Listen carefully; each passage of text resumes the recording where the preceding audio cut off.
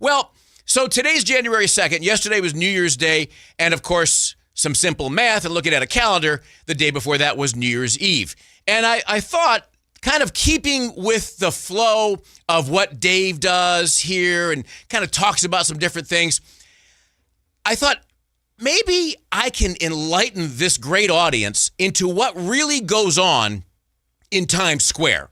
Because I lived in New York City many, many years. I lived in Greenwich Village. I lived on the Upper West Side. I lived in Queens. For those of you that know New York, I was at the last stop on the N train, Ditmars Boulevard, heavy Greek community. I'm Greek, so it all worked out beautifully. But when you're watching, you've watched the ball drop before, right? I feel like you have to. You have to, right? You got to watch the ball drop. So the ball is on top of a building that sits right off 42nd Street. And Broadway comes down at one angle and 7th Avenue comes down at another angle. And pre-COVID, they just let everybody in there. There were upwards of 1.5 million or 2 million people, not all right in Times Square, which kind of goes from 42nd to around 49th Street, 49th Street.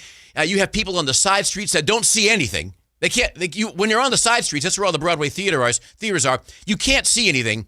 But now, after COVID, they have those metal police barricades, and they limit it to a couple of 100,000 people. So when you're watching, whatever channel you happen to be watching on, you're watching guys and gals, and they all look like you, Kyle. They're all great looking, right? They're young, and they're excited, and they're wearing festive hats and boas. Which are also now sponsored.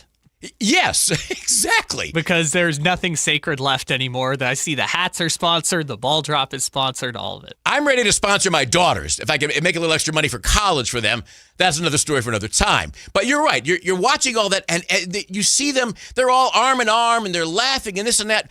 Let me tell you what really goes on there, because I've done it once, and I can tell you, I'm not going to bury the lead, that after I got back to my apartment down off of West 4th Street, right in the heart of Greenwich Village, I would have rather taken the express elevator to hell than be in that environment.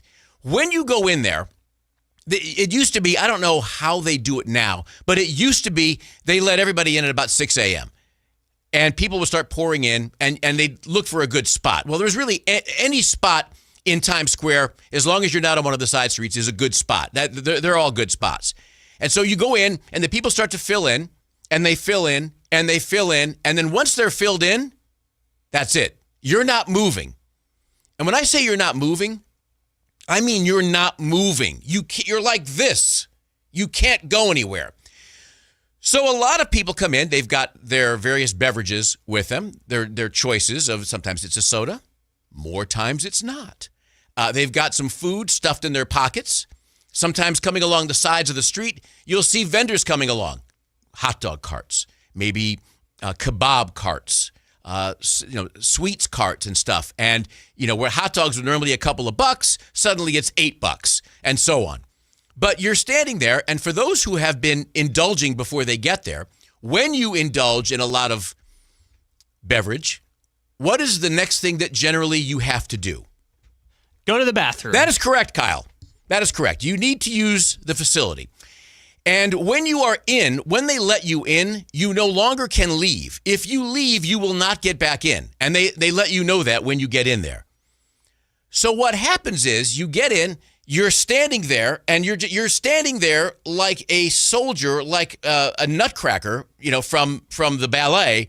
And, you're talking, and you move gently to try to talk to people. People think I'm kidding, but I'm not. You're not moving anywhere. And the need to use a facility happens, and there are no facilities. There are none.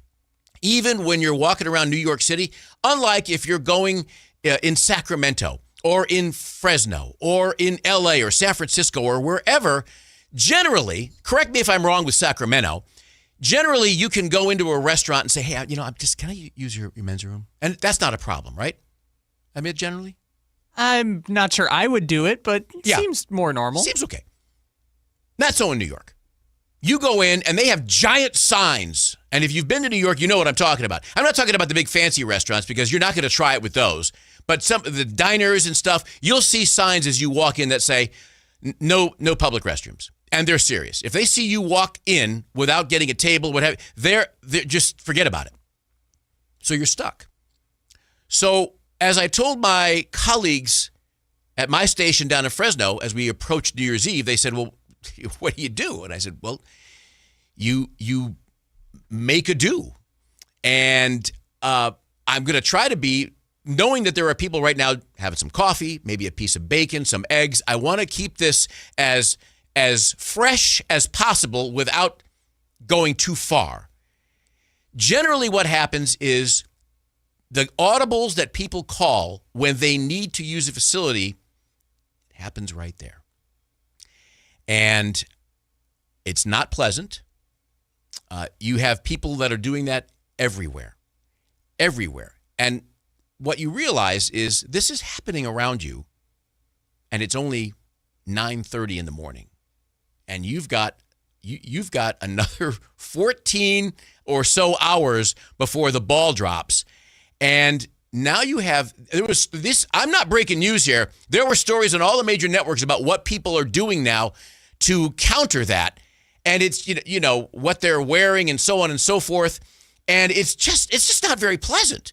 So it's not at all what it looks like when you're watching on TV, because they're very careful with the camera shots. They're very careful.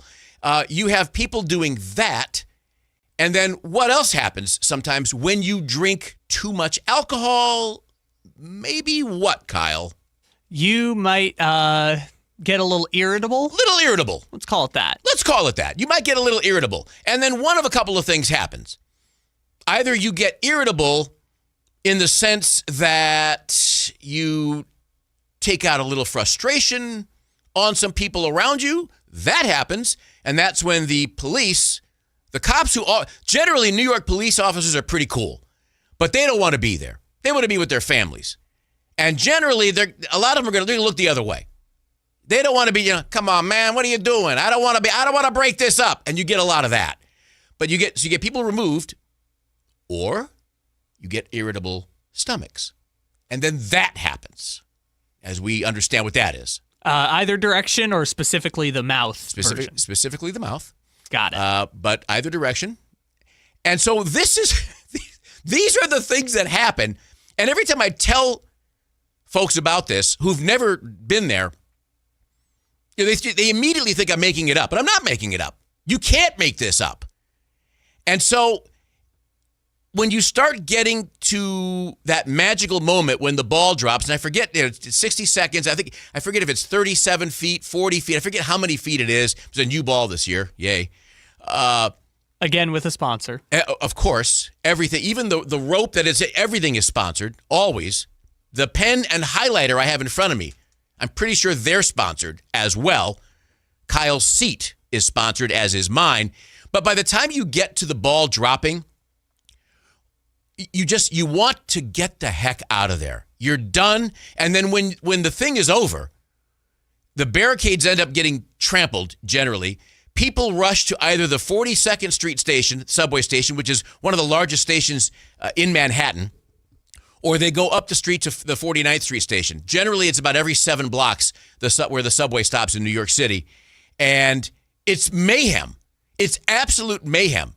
So I didn't take any subway that night. As I said, I lived way down by West 4th Street, so I just walked. I mean, it was just a throng of people walking.